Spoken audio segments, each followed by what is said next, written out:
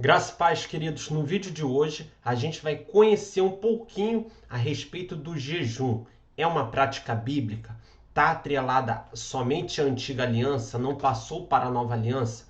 Como é que a Bíblia aborda a questão do jejum? Como é que Jesus se relacionou com essa questão do jejum? Fique comigo no vídeo de hoje. Aproveita, se inscreve no canal, ativa o sininho com as notificações e compartilha esse conteúdo para que a plataforma entenda que é um conteúdo relevante. Você que está ouvindo essa aula pelo Spotify, seja muito bem-vindo. Compartilha também esse conteúdo e já se inscreve no canal lá no Spotify. Então, o vídeo de hoje, a grande questão é sobre o jejum. A cristandade brasileira, os evangélicos brasileiros, ou dão pouca ênfase ao assunto ou dão muita ênfase. E quando dão ênfase da maneira errada. A gente viu campanhas nacionais do jejum em prol do Brasil. Será que está correto? Será que não está correto? Então a gente vai tentar desmistificar essa prática, entendendo se a Bíblia ordena ou não o jejum e qual o propósito do jejum, o propósito na nova aliança, como crentes da nova aliança a respeito do jejum. Então a igreja ela vive esses dois extremos, ou não jejua, ou jejua e quando jejua com a motivação errada. A Bíblia, de antemão, ela já não ordena a prática do jejum, não é uma prática imposta, não é uma prática, não há uma ordenança bíblica para o jejum. No Velho Testamento, na lei de Moisés, os judeus tinham um único dia para realizar o jejum, que é chamado dia da expiação. A gente vê lá em Levítico 23, a partir do verso 27. É o chamado também dia do Yom Kippur, o dia da expiação, em que havia, sim, o jejum, mas que também ficou conhecido em Jeremias 36, verso 6, como o dia do jejum. Mas não é uma ordenança, mas era uma prática advinda de uma festa, que era o jejum instituído no dia da expiação. Mas em todo o Velho e Novo Testamento não há uma única ordem para que nós venhamos a jejuar. Não há essa ordem expressa. Olha, jejuem. Não, não há. A gente vê exemplos de pessoas que jejuaram e obtiveram ou não resultado. Contudo, apesar de não haver uma ordem acerca dessa prática, a Bíblia também não fala para que nós não venhamos a fazer o jejum. Pelo contrário, ela dá exemplos de pessoas que fizeram jejuns corretos e jejuns que não foram corretos. E Jesus ensina a prática de um jejum correto. Muitos que ensinam falham de uma maneira muito grave ao dizer que não há uma ordem específica para o jejum. E vão dizer que por causa de não haver uma ordem específica para o jejum, não precisa jejuar, tá tranquilo, tá de boa, se não, a Bíblia não diz expressamente, então não precisa jejuar. Mas será que é assim mesmo? Será que é dessa maneira? Quando consideramos o ensino de Jesus sobre o jejum, não há como negar que o mestre esperava que nós viéssemos a jejuar. Ele ensina a respeito do jejum lá em Mateus 6, do verso 16 ao 18, diz assim: quando jejuardes, não vos mostreis contristados, como os hipócritas, porque desfiguram o rosto com o fim de parecer aos homens que jejuam. Em verdade vos digo que eles já receberam a sua recompensa. Tu, porém, quando jejuardes, unge a cabeça e lava o rosto, com o fim de não parecer aos homens que jejuas, e sim ao teu Pai em secreto, e o teu Pai que o vê em secreto te recompensará. Ou seja, há um ensinamento de Jesus acerca de como o jejum deve ser feito. Não há uma ordem dizendo que deve ser feito, mas ele ensina como deve ser feito. Então, dizer que por não haver uma indicação expressa do jejum bíblico e que por isso não precisa jejuar, não é isso que a gente vê na intenção de Marcos ao registrar as palavras de Jesus. A gente vê ali Jesus explicando como o jejum deve ser feito. Olha, lava o seu rosto a fim de que você não pareça que está jejuando, porque o teu Pai que te vê em secreto te recompensará. Então, quando Jesus explica como o jejum deve ser feito, já está nas entrelinhas que ele espera que nós venhamos a jejuar. Embora Jesus não esteja mandando jejuar, porque já fica muito claro na sua explicação a sua intencionalidade de que o crente viesse necessariamente a jejuar. Algumas pessoas dizem que se as epístolas não dizem nada sobre jejum, então é porque o assunto não é importante. Mas o próprio Senhor Jesus ensina sobre esse assunto lá em em Mateus 6. Então, Jesus não veio ensinar os judeus a viverem bem a velha aliança. Pelo contrário, ele veio instituir uma nova aliança. Ele é do sacerdócio de Melquisedeque. E quando há mudança de sacerdócio, há mudança de lei. Então ele não vem ensinar como os judeus devem viver a velha aliança, mas ele vem instruir acerca da nova aliança. Tanto é que ele faz o sermão das bem-aventuranças. E a um primeiro nível, parece até mesmo que a lei ela subiu de nível, ela ganhou um upgrade, mas existe em nós o Espírito Santo da promessa que nos capacita a andar nessa nova dimensão da lei da nova aliança. A lei instituída em Cristo Jesus, no superior sacerdócio, no sacerdócio de Melquisedeque. Então, quando Jesus explica sobre o jejum, ele já está dando um ensinamento dizendo que ele espera sim que o crente venha jejuar. Quando estava para ser assunto aos céus, deu a ordem aos seus apóstolos que ensinassem as pessoas a guardar tudo. Isso está lá em Mateus 28, verso 20. Tudo que ele já tinha ensinado. Então Jesus está, antes dele subir aos céus, ele fala assim, ensina-os a guardar tudo que eu vos já tenho dito. E ele disse a respeito do jejum. E fica claro na sua explicação a sua intencionalidade que fosse uma prática que houvesse uma continuidade. Mas agora ele mostra o princípio correto, de não parecer que está jejuando, mas de ser recompensado em secreto. O próprio Jesus praticou o jejum. Ao lermos em Atos que quando ele foi levado para o deserto nos 40 dias e 40 noites, ele jejuou. Tanto é que ele foi tentado. A primeira tentação que Satanás faz sobre ele é sobre transformar pedras em pães. Então ele mortifica a sua carne, deixando de se alimentar, passando aqueles 40 dias e 40 noites no deserto. Lá em Atos, vemos que os líderes da igreja, eles também faziam jejum. Temos também o registro dos pais apostólicos, que são os discípulos dos apóstolos, falando acerca do jejum e sobre eles próprios terem jejuado. Então o jejum, portanto, deve ser parte da nossa vida cristã. E praticado de forma equilibrada, não de forma a barganhar com Deus, mas de forma a mortificar a nossa carne para que venhamos a estar mais sensíveis à pessoa do Espírito Santo. Nada que eu e você venhamos a fazer, seja jejuns, orações, dízimos e ofertas, será com motivo de barganha com Deus. O seu jejum é para que você mortifique a sua vontade da carne e fique mais receptivo. E dedique aquele tempo que você está mortificando a sua carne, você fique mais perceptível ao mover do Espírito Santo, a direção que o Espírito Santo tem sobre a sua vida. Porque muitas das coisas que nós temos na nossa vida cotidiana, decisões, não estão necessariamente escritas na palavra de Deus. Como um emprego, como uma oportunidade de trabalho, como uma viagem, como a aquisição de um bem, como um serviço na igreja, não estão descritos expressamente na Bíblia. Então, para todas essas coisas, nós temos a direção do Espírito Santo, que habita dentro de nós. E quando nós mortificamos a nossa carne, nós ficamos mais perceptíveis a essa direção do Espírito de Deus. A gente vê que Deus, na Antiga Aliança, ele falava direto com o profeta, falava direto com Abraão. E a gente vê também em Atos sinais e prodígios maravilhosos. E quando a gente faz um confrontamento com a nossa época atual, parece não ser tão tangível como era na antiguidade, como era na igreja primitiva. Por quê? Porque hoje nós estamos cercados de várias distrações. Uma delas é isso aqui, ó, o celular.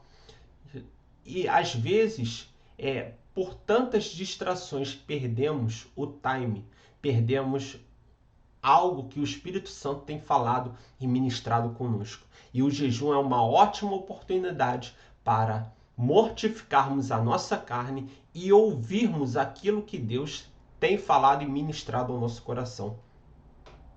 Embora o próprio Senhor Jesus tenha jejuado 40 dias e 40 noites no deserto e muitas vezes ficado sem comer, às vezes porque ele não tinha tempo, porque estava envolvido em atividades, e a gente vê isso em Marcos 6, verso 31, quer por passar noites orando, quer por estar envolvido no seu ministério terreno, devemos reconhecer que o próprio Senhor Jesus e os seus discípulos não observavam o jejum dos judeus. Não observavam. Tanto é que Jesus ele vai ser confrontado pelos discípulos de João Batista, exceto, é claro, no dia da expiação, no dia do Yom Kippur, que era, todos faziam o jejum, que era costume dos fariseus jejuar, e também que era um costume ali dos fariseus, além do dia da expiação, eles jejuarem 2 dias por semana. Isso está lá descrito em Lucas 18, verso 12. Mas Jesus e os seus discípulos não faziam dessa forma como os fariseus faziam. E tanto é que o próprio Senhor Jesus é confrontado pelos discípulos de João Batista. E lá em Lucas 5, do verso 33 ao 35, diz assim: os discípulos de João, e bem assim os fariseus, frequentemente jejuam e fazem orações. Os teus discípulos, entretanto, comem e bebem. Jesus, porém, respondeu e lhes disse: Podeis fazer jejuar os convidados para o casamento enquanto está eles com o noivo? Jesus faz essa pergunta retórica. Vocês podem fazer os convidados do casamento jejuar enquanto eles estão com o noivo? Se referindo à própria presença terrena de Jesus. Dias virão, contudo, em que lhes será tirado o noivo. Naqueles dias, sim, jejuarão. Ou seja, Jesus mostra a importância da comunhão dos discípulos dele com ele próprio, com o Senhor Jesus próprio. Aí ele fala: dias, porém, o noivo já será retirado do meio de vocês, e aí sim jejuarão. O mestre mostrou não ser contra o jejum, e disse que depois que ele fosse tirado do convívio dos discípulos, dos apóstolos, aí sim eles poderão haveriam de jejuar.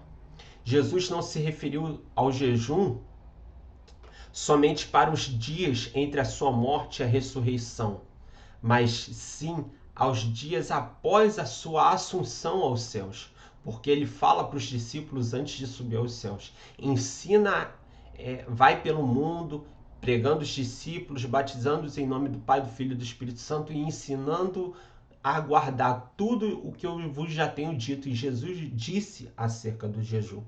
O jejum não pode ser uma prática vazia, uma mera religiosidade. Isso aconteceu nos dias do profeta Isaías no Velho Testamento. Lá em Isaías 58, na primeira parte do verso 3, diz assim: o povo fazendo uma indagação: por que jejuamos nós e não atentas para isto? Por que afligimos a nossa alma e tu não o levas em conta? Havia um jejum ali vazio, uma mera religiosidade em apregoar aquele jejum. E a resposta de Deus foi exatamente que eles estavam jejuando da maneira errada. E continua a parte final do verso 3º e do verso 4º, diz assim: eis que no dia em que jejuais, cuidai dos vossos próprios interesses e exigis que se faça todo o vosso trabalho. Deus está falando por meio do profeta Isaías o erro que eles estavam cometendo ao jejuar. Vocês fazem o jejum, mas vocês cuidam dos próprios interesses de vocês e do trabalho de vocês. Eis que jejuais para contendas e para rixas, e para ferirdes com punho iníquo, jejuando assim como hoje. Não se fará ouvir a vossa voz no alto. Por outro lado, o versículo não está inferindo que, se observado da forma correta, Deus atentaria. Isto é, a voz deles seria ouvida. Ou seja, quando você faz um jejum, você, além de abdicar de uma vontade da sua carne, como de um alimento ou de uma atividade, você faz isso como meio de devoção a Deus. Você não continua as suas atividades do seu dia a dia e não consagra essas atividades a Deus, como faziam aquelas pessoas lá descritas em Isaías 58.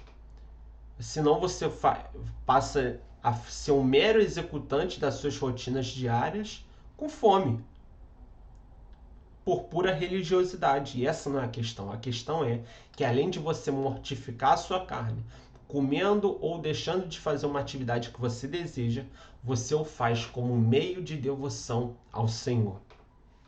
Então, qual é o propósito então do jejum? Eu gosto da afirmação do Kenneth Hagin, embora eu discorde de algumas coisas dele, mas essa afirmação é muito poderosa. O jejum não muda a Deus. Ele é o mesmo antes, durante e depois. Ele é o mesmo antes, durante e depois do seu jejum. Mas jejuar mudará você. Vai lhe ajudar a manter-se suscetível ao Espírito de Deus. O jejum não tornará Deus mais bondoso ou mais misericordioso. Ele já é completamente bom, completamente misericordioso. Mas o jejum vai fazer com que nós estejamos mais sensíveis à voz do Espírito Santo. Lá em Marcos 2, verso 22, fala assim: ninguém põe vinho novo em odres velhos. Do contrário, o vinho romperá os odres, e tanto se perde o vinho como os odres, mas se põe vinho novo em odres novos. O vinho era um recipiente da pele de um animal, e esse recipiente da pele de um animal era um recipiente novo, e se colocava um vinho novo ali, e se tampava. Com a fermentação do vinho, aquela pele do animal ia ganhar, como era uma pele nova, ela ia se dilatando por causa da fermentação do vinho. Ela ia se dilatando. À medida que o vinho ia fermentando e ia sendo envelhecido, a pele nova do animal também ia se dilatando, até que chegava um ponto em que o vinho parava de fermentar e a pele ficava esticada daquela maneira. Aí, quando você esvazia o odre, aquele odre que já foi usado, você esvazia e coloca um vinho novo, aquele vinho necessariamente ele vai fermentar. E aquele odre que agora já não é novo, é velho, ele vai expandir mais, só que ele não tem a elasticidade, ele já é velho, ele já esticou tudo que era para esticar. Ele não vai esticar mais por causa da fermentação do vinho novo, então ele vai se romper. E assim se perde o odre e o vinho novo. Então se coloca vinho novo em odres novos. E isso é uma parábola que Jesus fala lá em Marcos 2, verso 22. E o que quer dizer isso? Com essa ilustração, Jesus estava ensinando que o vinho novo que ele próprio traria é o Espírito Santo, que deveria ser colocado em odres novos. Não sei se você está conseguindo captar a essência da mensagem. E o odre, ou recipiente do vinho, é justamente o nosso corpo. É justamente esse corpo aqui carnal. A Escritura, a Bíblia está dizendo com isso que o jejum tem um poder de renovar os nossos corpos. Tanto é que isso aí já é divulgado cientificamente por nutrólogos, nutricionistas, pela medicina em geral, que o jejum, quem pratica o jejum constante, não precisa ser nem necessariamente um jejum bíblico, um jejum religioso, mas pessoas que têm o hábito de fazer um jejum, elas vão se desintoxicando. Elas vão liberando enzimas que desintoxicam o sangue por causa da prática do jejum. Tanto é que tem pessoas que fazem dieta de jejum intermitente e faz atividade física e queima mais gordura. Ou seja, aquilo que Jesus já deixou claro em uma parábola, a gente vê uma aplicação científica. E esse vinho novo é o Espírito Santo sendo derramado em nós, que somos agora esse odre novo. é justamente o nosso corpo. E o jejum tem essa capacidade de revitalizar os nossos corpos. Então, note que é algo poderosíssimo, até comprovado pela ciência. A Escritura nos ensina que a carne ela vai lutar contra o nosso espírito, e a melhor maneira de receber o vinho, o espírito, é dentro de um processo de mortificação da nossa carne. E como isso se dá? Por meio do jejum. Olha que ferramenta poderosíssima. Romanos 7 diz lá, Paulo dizendo sobre a dualidade que há entre a vontade da carne e a vontade da sua mente, a vontade do seu raciocínio, que o bem que ele quer ele não faz, mas o mal que ele quer, que ele não quer, ele acaba fazendo. Miserável homem que sou. Ou seja, há uma briga entre a vontade da carne e a vontade do espírito. Mas quando nós mortificamos a nossa carne, nós, ao recebermos esse Espírito Santo que já está habitando dentro de nós, nós ficamos mais suscetíveis a esse agir do Espírito Santo, essa fermentação, entre aspas, do Espírito Santo, que vai ganhando espaço na nossa vida, que nós vamos sendo ministrados, e aí quando vamos para a palavra, as palavras das Escrituras passam a ter um novo sentido, passa a ter clareza, entendimento. Por quê? Porque mortificamos a nossa carne no jejum. O nosso corpo foi revitalizado, agora somos odres novos, o Espírito Santo dentro de nós encontra em nós espaço para essa fermentação, digamos assim, do Espírito, para que ele venha ter liberdade de operar em nós. Olha como é poderoso o propósito do jejum, muito mais do que se abster de um alimento, mas tá perceptível a vontade de Deus em nossas vidas. Alguns acham que o jejum é um passe de mágica, uma variante de condão, que resolve todas as coisas por si mesmo. Mas quando vamos nesse enfoque de achar que é uma barganha, um passe de mágica, uma variante de condão, estamos fazendo o jejum com o enfoque errado. Quando jejuamos, não devemos crer no jejum em si, e sim em Deus, porque nós jejuamos para mortificar nossa carne e ouvirmos mais de Deus. As respostas às orações fluem melhor quando jejuamos, porque através dessa prática estamos liberando o nosso espírito na disputa da batalha entre a vontade do espírito e a vontade da carne. Ao fazermos esse exercício de mortificar nossa carne, somos mais suscetíveis à ação do Espírito Santo. Por exemplo, a fé é do espírito e não da carne. Portanto, quando jejuamos, removemos esse entulho da carne, esse lixo da carne de dentro de nós, e estamos mais suscetíveis. Aí vamos para a palavra, vamos ler a Bíblia, um capítulo, um livro da Bíblia, nós ficamos mais antenados, conectados com o Espírito Santo. Por quê? Porque há uma briga entre a carne e o espírito, mas no jejum nós já estamos mortificando a nossa carne. Então ficamos consequentemente com o nosso espírito em alta e podemos agora ouvir aquilo que o Espírito Santo quer ministrar na minha e na sua vida. No Velho Testamento encontramos propósitos diferentes para o jejum. Em Números 6, do verso 3 ao verso 4, o jejum era feito com o objetivo de uma consagração. O voto de Nazireu envolvia a abstinência, o jejum de determinados tipos de alimentos. Em 1 Samuel 7, verso 6, e em Neemias 9, verso 11, vemos que Samuel e o povo jejuam em Mispa como um sinal de um arrependimento de seus pecados. Ou seja, vemos o propósito de arrependimento de pecados. Davi jejua em expressão de dor pela morte de Saul e Jonatas, e depois pela morte de Abner. Ou seja, vemos jejum também como sinal de luto. Isso tudo no Antigo Testamento. Davi jejua em favor de uma criança que nasceu em Betseba. Ou seja, vemos ali, essa criança estava doente, próxima à sua morte. Lá em 2 Samuel 12, verso 16 ao 23, vemos Davi jejuando por causa de uma aflição.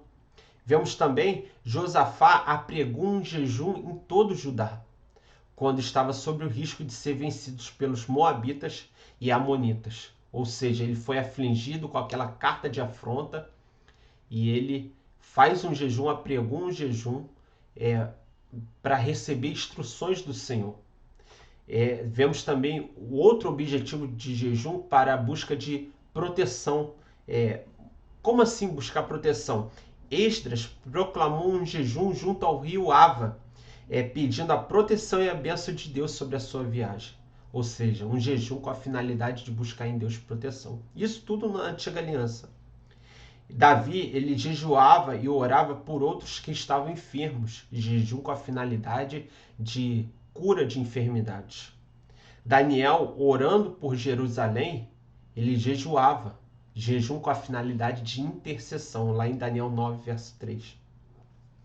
E nos evangelhos? Nos evangelhos, qual a finalidade do jejum? Temos também uma finalidade para preparação para a batalha espiritual. Em Mateus 17, verso 21, Jesus mencionou que determinadas castas de demônios só saem por jejum e oração, ou seja, para a preparação de uma batalha espiritual. Vemos também, ainda nos evangelhos, Ana não saía do templo, orando e jejuando frequentemente, com uma finalidade de estar com o Senhor, uma devoção ao Senhor. Está lá em Lucas 2, verso 37. Ainda nos evangelhos vemos outra ênfase à prática do jejum, que é preparar-se para o ministério. Jesus só começou seu ministério depois de ter sido levado para o deserto e jejuado 40 dias e 40 noites. Um jejum prolongado, está lá em Lucas 4, verso 1 e 2. Em Atos dos Apóstolos, agora na igreja primitiva, e no desenrolar da história da igreja primitiva, vemos que os líderes da igreja em Antioquia jejuam apenas para adorar ao Senhor, ou seja, com o objetivo de ministrar adoração, devoção ao Senhor. Está lá em Atos 13, verso 2. Vemos ainda em Atos 13, no verso seguinte, no verso 3, com a finalidade de enviar ministérios, na hora de impor as mãos e enviar ministérios comissionados. Ou seja, o jejum para uma finalidade ministerial, impor as mãos e enviar ministérios. E no capítulo seguinte, em Atos 14, verso 23, além de impor as mãos com jejum sobre os enviados, o faziam também sobre os que recebiam autoridade para governar a igreja local, o que revela que o jejum era um princípio praticado também para a ordenação de ministros, ou seja, para o estabelecimento de presbíteros. Atos 14, verso 23. Nas epístolas, encontramos menções de Paulo ter jejuado. 2 Coríntios 6, 2 Coríntios 11, verso 23 ao 27. Ou seja, era uma prática comum da igreja primitiva, nos evangelhos e na antiga aliança. A gente vê as mais variadas finalidades, mas com a ênfase sempre de mortificar a nossa carne e receber uma direção de Deus, seja para o ministério, seja para o governo da igreja, seja para a intercessão, seja para a preparação para uma batalha espiritual, seja para um tempo de estar com o Senhor, um tempo devocional, seja para buscar proteção em Deus. Ou seja, a ênfase no jejum está em Deus, não está em nós, nas nossas, ou no nosso próximo, porque Davi intercedia pelas enfermidades, ali buscava, jejuava pelas enfermidades dos enfermos ali em geral. Então a gente vê que a finalidade do jejum está a buscar orientação, direção no Senhor. Essa é a principal finalidade da nova aliança. Não trazer um ar de santidade, de religiosidade, mas buscar em Deus, através da mortificação da nossa carne. Com isso, a carne mortificada das nossas vontades, geralmente de alimentos, pode ser de uma atividade também. Nós ficamos em alta com o nosso espírito. E aí, o vinho novo que é derramado sobre nós no momento que fomos cheios do Espírito Santo, esse Espírito Santo ele tem agora liberdade, que com essa parábola é a fermentação. E nós somos agora esse odre novo, que é renovado até mesmo por causa do jejum, da mortificação da nossa carne. E podemos ser cheios da presença de Deus. E a gente vai ver no vídeo seguinte sobre o jejum parcial e o jejum total. Quando fazer, quando eu faço um ou outro, existe ordenança bíblica para isso? Então fique com a gente e no próximo vídeo a gente vai ver a continuação do jejum. O jejum ele é parcial, ele é normal, ele é total. Qual a duração de tempo do jejum? Eu faço por quanto tempo? Jejum prolongado é para fazer, não é para fazer? Podemos falar que estamos jejuando? Tudo isso a gente vai ver no próximo vídeo acerca do jejum. Amém, queridos? Graça e paz, é um prazer estar com você. Compartilhe esse vídeo, compartilhe esse podcast. Eu creio que assim como você foi edificado, muitas pessoas também poderão entender uma prática sadia acerca do jejum. Amém? Graça e paz.